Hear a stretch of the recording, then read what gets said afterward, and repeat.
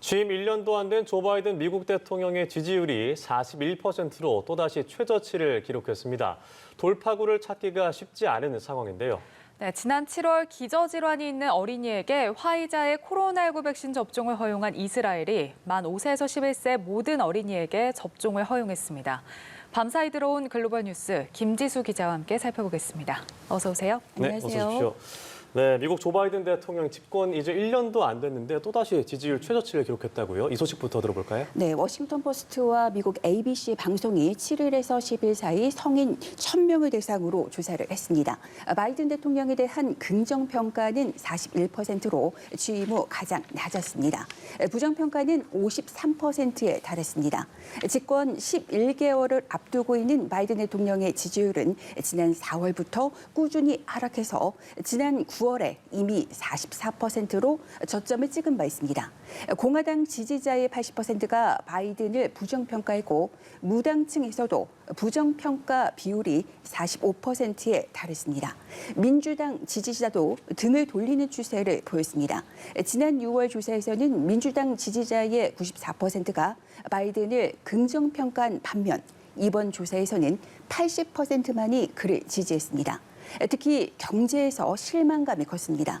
응답자의 70%가 경제 전망에 대해 비관적이라고 답했고 절반에 가까운 응답자는 현재의 심각한 물가 상승의 이유를 바이든 때문이라고 돌렸습니다. 바이든의 경제 정책을 지지한다는 응답은 39%에 불과해 평균 지지율을 밑돌았습니다. 역대급 확장 재정을 위한 인프라 예산안 처리 같은 성과를 거두긴 했지만 코로나19 타격에서 벗어나지 못하는 경제 문제에 대한 실망감이 바이든의 지지율 하락세를 막아서지 못했다고 워싱턴 포스트는 평가했습니다. 당장 내년 중간 선거를 앞둔 바이든 대통령과 민주당 입장에서는 적신호가 켜진 셈입니다. 실제 이번 조사에서 오늘 당장 선거를 실시할 경우 어느 정당을 지지하겠냐고 중간선거 가상 대결을 벌인 결과 51%가 공화당이라고 답한 반면 민주당이라는 응답은 41%에 불과했습니다. 이 같은 결과는 1981년에 가상으로 진행된 중간선거 그 조사에서도 이렇게 나타났는데 그 이후로 가장 낮은 수준입니다. 네, 그리고 또 흥미로운 조사 결과가 있는데 바이든 대통령과 트럼프 전 대통령의 2024년 가상 대선도 있었는데 여기서 트럼프 전 대통령이 바이든 대통령을 두 자릿수 격차로 앞섰다고요? 네, 미 대선에서 경선의 시발점이자 분향계로 불리는 곳이 있는데요. 바로 아이오와주입니다. 이 아이오와주에서 2024년 대선에서 가상 대결이 펼쳐졌습니다. 트럼프 전 대통령이 바이든 대통령을 크게 앞섰습니다. 아이오와 지역 언론과 여론조사 기관의 조사 결과에서 2024년 대선에서 두 사람의 재대결 시 트럼프에게 투표하겠다는 응답은 51%에 달한 반면 바이든은 41%에 그쳤습니다. 트럼프가 11%포인트 앞섰습니다. 지난해 대선에서 아이오와주에서 트럼프가 53%의 지지율을 얻어서 바이든을 약 8%포인트 앞섰는데 약 1년 만에 격차가 3%포인트가량 벌어진 겁니다. 이 같은 결과는 지지 정당이 없는 무당층 중에서 트럼프를 지지한 유권자가 더 많았기 때문으로 분석되고 있습니다. 바이든 대통령의 지지율이 집권 첫 해부터 휘청이면서 미국 정가에서는 벌써부터 2024년 대선 경선에서 차기 주자를 놓고서 때일은 하마평이 나오고 있습니다. 워싱턴 포스트는 바이든 대통령이 차기 출마 의지에도 불구하고 민주당의 그 해리스 부통령과 또 부티지지 교통장관에게 시선이 향하고 있다며 이들을 물망에 올려두기도 했습니다. 네, 집권 2, 3년 차도 아니고 바이든 정부가 참 난감할 것으로 보여지는데 특히나 이 경제난, 최악의 인플레이션과 관련해서 바이든 정부는 어떤 것을 원인으로 좀 보고 있나요? 네, 우선 브라이언 디스 백악관 국가경제위원회 위원장은 물가 상승이 정책 실패가 아니라 코로나19에 따른 세계적인 현상이라고 강조했습니다. 디스 위원장은 세계적인 공급망 병목 현상이 현재 인플레이션의 주된 원인이라고 지목했습니다. 그러면서 바이든 대통령의 집권이 시작됐을 때 경제는 이미 위기 상태였다고 강변했습니다. 제닛 옐런 재무장관도 비슷한 요지로 말했습니다. 옐런 장관은 인플레이션 원인이 코로나19라는 사실을 인지하는 게 중요하다며 물가 상승을 억제하고 싶다면 코로나19 종식을 위한 노력을 멈추지 않아야 한다고 강조했습니다.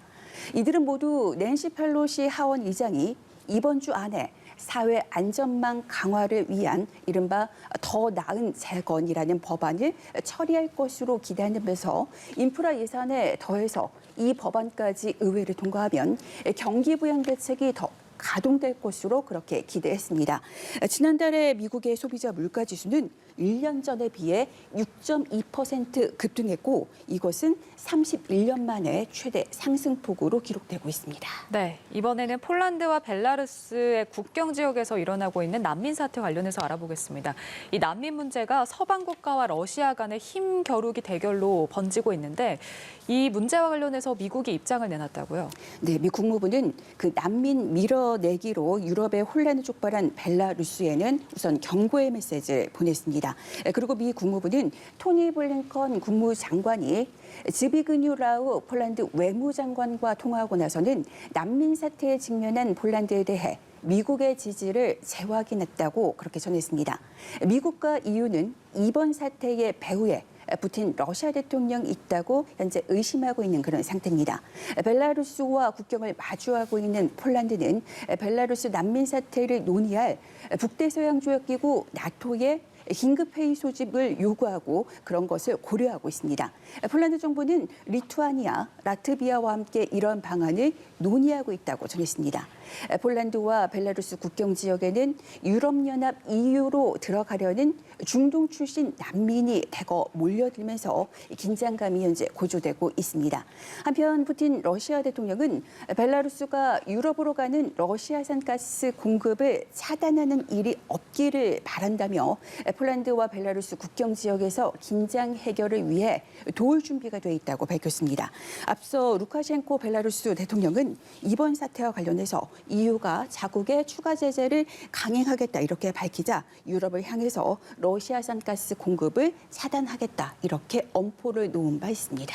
네, 그렇군요. 이번에는 두테르테 대통령이 집권하고 있는 필리핀 소식인데 내년 5월에 대선이라고 합니다. 그런데 딸과 붙을 수 있다는 소식 어떤 소식인가요? 네, 부통령 선거에서 두테르테 대통령의 부녀 대결이 벌어질 가능성이 제기가 됐습니다. 예. 또 이뿐만이 아닙니다. 또 필리핀의 악명 높은 독재자 가문과 두테르테 대통령 딸 간에 동맹이 성사될 가능성도 나왔습니다. 현재 언론에 따르면 두테르테 대통령의 딸 사라 다바오 시장은 대권에 도전할 것이라는 예상을 깨고 부통령 선거에 출마합니다. 그의 부통령 선거 출마 보도 이후 부친인 두테르테 대통령도 부통령 선거에 출마할 것이라는 보도가 나오면서 혼선이 가중됐습니다. 두테르테 대통령은 애초 부통령 선거에 출마하겠다고 했다가 지난달 초에 정계에서 은퇴하겠다고 선언한 바 있습니다. 사라 시장의 부통령 선거 출마는 또 다른 논란을 일으켰습니다. 그가 부통령 등록을 마쳤다는 소식이 전해진 뒤 이미 대선 도전을 선언한 페르디난드 마르코스 전 상원 의원이 그를 러닝메이트로 지명했다는 보도가 나왔기 때문입니다. 마르코스 상원 의원은 선친인 필리핀의 독재자 고 페르디난드 마르코스의 그 전 대통령의 이름을 그대로 물려받았습니다. 그러니까 마르코스 대통령, 사라 부통령 후보 조합이 성사되면 필리핀을 철권 통치한 그 정치 가문의 연합이란 점에서 게임 체인저가 될 수 있다. 이런 분석도 나오고 있습니다. 독재자 마르코스 가문 2세와 두테르테 집안의 2세 간의 동맹은 필리핀 인권 운동가들에게는 최악의 조합으로 받아들여지고 있습니다. 무엇보다 민주주의와 자유에 대한 심각한 위협이라는데 이들은 우려하고 있습니다. 네, 마지막으로 코로나19 소식 살펴보겠습니다. 미국과 캐나다 등 여러 나라가 이 어린이들에 대한 백신 접종을 승인을 해서 지금 실시를 하고 있는데 이스라엘도 어린이 접종을 최종 승인했다고요. 네, 이스라엘은 지난 7월부터 기저질환이 있는 5세에서 11세 어린이들 대상으로 파이자 백신을 접종해왔습니다. 그런데 이번에 만 5세에서 11세 모든 어린이에게 확대하는 것을 최종 승인했습니다. 며칠 안으로 어린이 접종이 시작될 예정입니다. 백신 접종률이 높은 나라 중 한 곳인 호주는 내년 1월부터 만 12세 미만 어린이에게도 화이자 백신 접종을 허용하는 방안을 추진하고 있습니다. 그리고 유럽에서 코로나19 재확산이 빨라지는 가운데 백신 미접종자를 대상으로 한 방역이 강화되고 있습니다. 하루에 10,000명이 넘는 신규 확진자가 나오고 있는 오스트리아에서는 백신 미접종자의 외출을 제한합니다. 출근이나 식료품 구매와 같은 꼭 필요한 경우에만 외출을 허용하고 이를 어길 때에는 196만 원에 달하는 벌금을 부과하게 됩니다. 네, 어린이 접종 같은 경우에는 주 우리나라도 해당될 수 있기 때문에 주목을 해봐야 될 것 같습니다.